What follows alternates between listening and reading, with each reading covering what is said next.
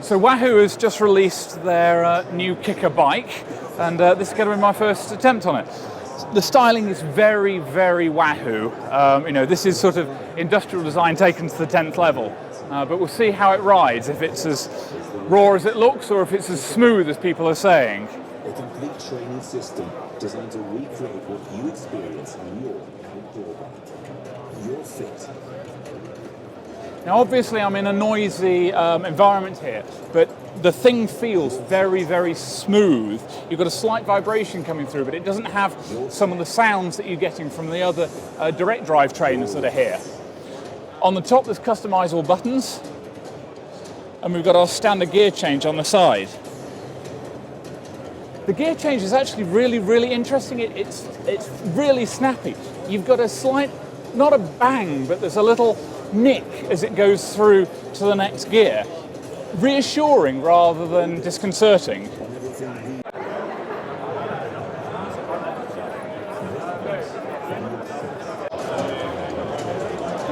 It's bizarre, certainly.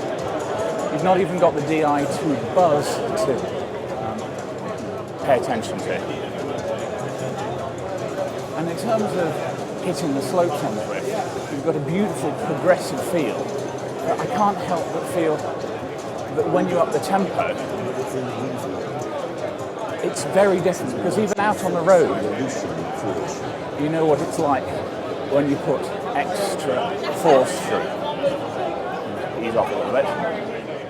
One of the things that is odd is that the front is completely rigid. We're all used to a little bit of play backwards and forwards, and you don't get that here. And that might be one of the Achilles heels of the Wahoo KICKR bike. Zwift is showing off mountain biking and the steering at the moment. And in the same way that some people have been annoyed that it's only been a year since TAC released the Neo 2, can you imagine dropping $3,500 on a smart bike like this and then finding in a few months' time that Zwift had brought out a new feature, your new Wonder device was unequipped to deal with? I imagine that would be annoying for quite a few people. Right, I'm going to finish off this now. Going downhill.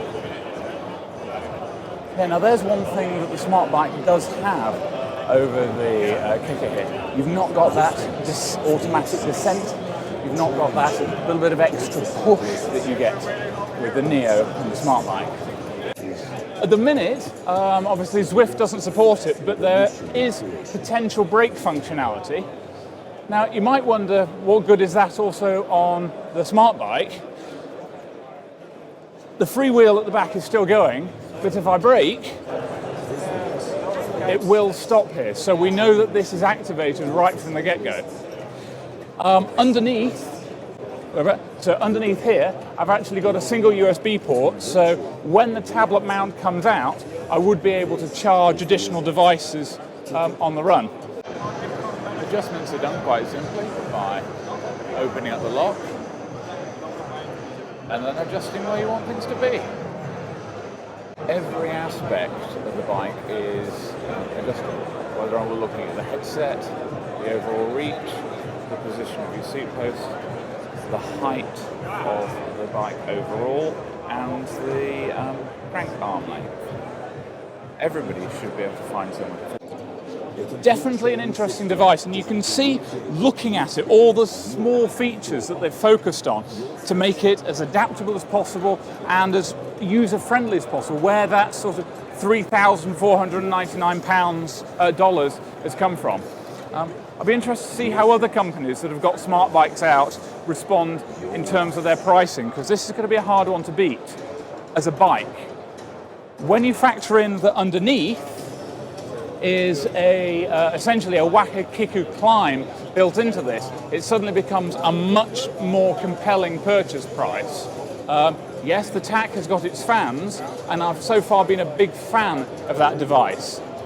But I can buy a fan, I can't buy a KICKR Climb to put with an existing smart bike.